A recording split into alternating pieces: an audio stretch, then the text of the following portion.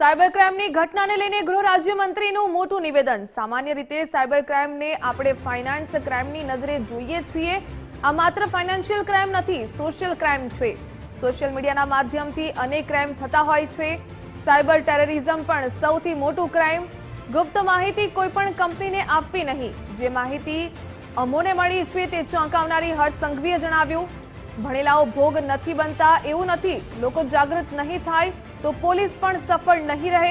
આપણે ગંભીરતાથી કામ કરીશું તો સફળતા મળશે તેવું હર્ષ સંઘવીએ જણાવ્યું। જો રૂપિયા તમે આપો છો તે રૂપિયાને કારણે બીજા પણ લોકો ભોગ બને છે તે પ્રકારની પણ ટકોર કરી। ફાઇનાન્શિયલ ક્રાઇમના આપણે અનેક દ્રશ્ય જોયા બી છે। અનેક લોકોએ અનેક નજીકના લોકોને એના ભોગ બનતા બી જોયા હશે। સોશિયલ ક્રાઇમ ઇમ્પેક્ટ બી આની કેટલી નેગેટિવ છે એ બી આપણે સૌ લોકોએ જોયું છે। સાયબર ટેરરિઝમ બી એક ખૂબ મોટો ભાગ છે જેની ઉપર બી આપણે સૌ લોકોની નજર હોવી ખૂબ જરૂરી છે। નાની ઘટના બને અને નાની ઘટનાને કઈ રીતે કટ્ટરતા તરફ લઈ જવાય તે બી સાયબરનો એક ખૂબ મોટો ભાગ છે। અને જરૂરી નથી કે એ કટ્ટરતા બનાવવા માટે, કટ્ટરતા તમારા સૌની અંદર કઈ બી કરીને નાખવા માટે કામ કરનાર લોકો માત્ર આપણા જ શહેરના, આપણા જ રાજ્યના કે આપણા જ દેશના હોય।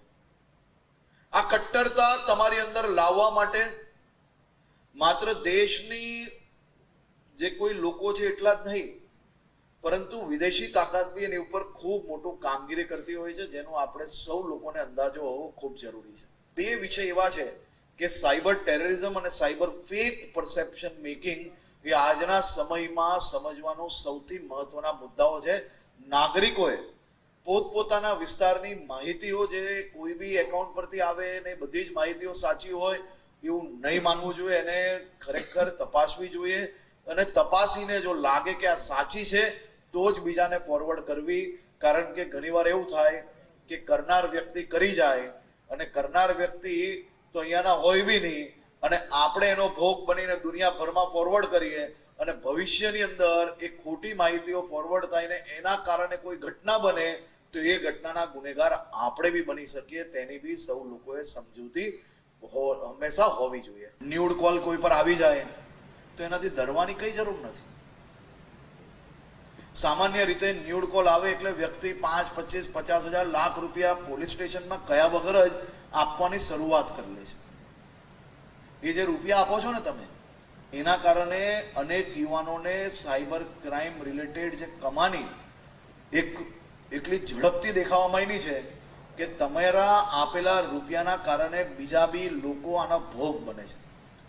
સમાજમાં ભોગ બનનાર લોકોની સંખ્યા એટલી મોટી છે, જો ખરેખર એ લોકો પોલીસ સ્ટેશન આવીને ફરિયાદ લખાવશે તો જરૂરથી એ લોકોને મદદ બી મળશે અને સમાજમાં બધા જ લોકોને અંદાજો છે કે આ પ્રકારનો ભોગ અનેક લોકો બને છે। આ પ્રકારના ભોગ બનવાથી આપણે ડરવાની જરૂર નથી। સમાજમાં નિડરતાથી બહાર આવવું જોઈએ કે ભાઈ તે મને ફોન કર્યો છે પરંતુ હું તારી સામે ફરિયાદ કરવાનો છું, 1 રૂપિયો બી નથી આપવાનો, જે થાય એ કરી લે। આ હિંમત જોડે આપણે બહાર આવવું પડશે, ત્યારે આવા લોકોને રોકી શકશો।